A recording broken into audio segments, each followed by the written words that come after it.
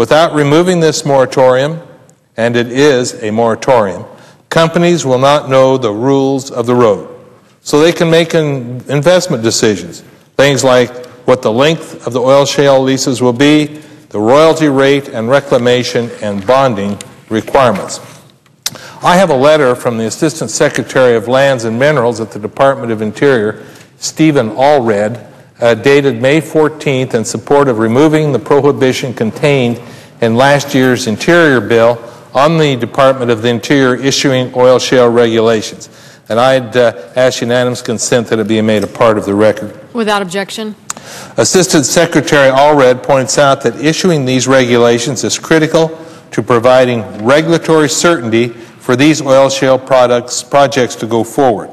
With the regulatory certainty that these regulations will provide, companies will have an incentive to commit the resources necessary to develop this technology.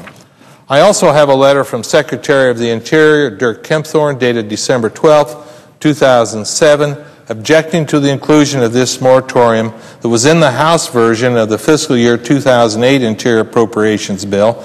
Again, I'd ask unanimous consent that this also be included in the record. Without objection. Thank you, Madam President. Secretary Kempthorne also indicates the critical nature of allowing the Department to issue these regulations in order to attract the private investment necessary to develop the oil shale resource. Let me emphasize that this is not an environmental issue. No commercial lease sales are permitted under the provisions of this bill. In fact, commercial oil shale leases are banned for 2.5 years because the technology for oil shale extraction is not yet economically viable on a wide scale. But as I've said, the companies who have invested tens of millions of dollars in this technology already need to have the Department of Interior issue the leasing ground rules so that they know what their costs will be for taking part in the federal commercial leasing program when the time for leasing comes. My bill also makes sure that there is adequate public comment by requiring that final regulations not be issued for at least 90 days after they're published in draft form. When I offered this as an amendment in the Appropriations Committee, it was defeated by one vote and strictly along party lines. I heard from the other side of the aisle that because the governor of Colorado and the junior senator from Colorado opposed lifting this moratorium, Congress should not do so. I find this curious and incredibly inconsistent with prior debates over public lands policy.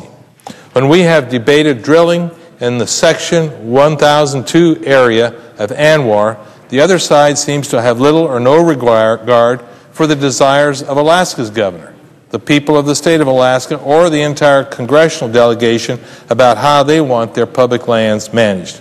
On this side of the aisle, we've offered proposals, that's the Republican side of the aisle, we've offered proposals to bring to market billions of dollars, billions of barrels of domestic supply that are continually blocked. If we don't begin to put in place policies to enhance our domestic production, prices are only going to go higher, and the American people are going to pay the price at the pump as well as suffer the consequences of a further drag on the economy. In closing, I'd like to state that increasing domestic energy production, including from oil shale, will strengthen this country's national security, lower gas prices, keep jobs and investments right here at home, and in these tight budgetary times bring in hundreds of billions of dollars to the states and federal treasury through royalty collections. Madam President, Congress needs to take a good, hard look at what they have done as far as encouraging for a supply of energy for this country.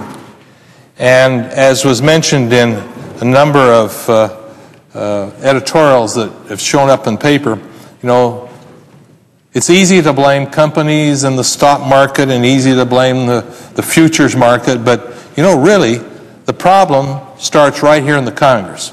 And the Congress needs to come up with a solution to relieve the inadequate supply of oil and gas. If that solution is not arrived at soon, Americans are going to be put out of business. We already hear about airlines having to cut back on the number of employees they have because of the high cost of gasoline. So it's going to have a dramatic impact on the economy of this country. And just think about how much land and we've tied up because of previous action by this Congress. The trillions of barrels of oil that potentially would be available in ANWR. The huge amount of reserves that we think is in the deep sea portions that would be available off the coast of this country. We are the only country in the world that restricts the drilling out in the deep sea. And the potential reserves that would be available for consumers in this country with oil shale in Utah and Colorado and Wyoming. And now we have that tied up with a strict moratorium that tells the oil producers of this country that we want you to shut down. We don't want you to move forward. And I think that these are huge reserves, and if we had acted actually 10 years ago, we wouldn't have had a problem. We're going to have a problem for the next 10 years unless we do something quickly and drastically, and we need to do something more than just say that the Strategic Oil Reserve can't purchase oil for 3 months, or we wait till it changes to less than $75 a barrel. So I'm calling on my colleagues here to join us because this is a serious problem that we're facing in this country, and the Congress needs to do something about this problem. Madam Chairman, I yield the floor. Madam Chairman. Senator from Oklahoma. Madam President, thank you. Madam President, first of all, I agree wholeheartedly with the comments, the legislative ideas that my friend from Colorado has. It's a great frustration that we've tried so hard for so many years to expand our supply here in this country. And hopefully now one of the only benefits we'll get from the high price of fuel is a recognition that we've got to start producing our own energy in this country. And that's what we should be doing. Hopefully after this holiday, when we get back, enough people would have spent enough money driving around that there will be enough political pressure that we can get people to agree to start drilling on ANWR, drilling offshore, drilling in the shale area, and experimenting in some of these areas where we can become totally self-sufficient in America.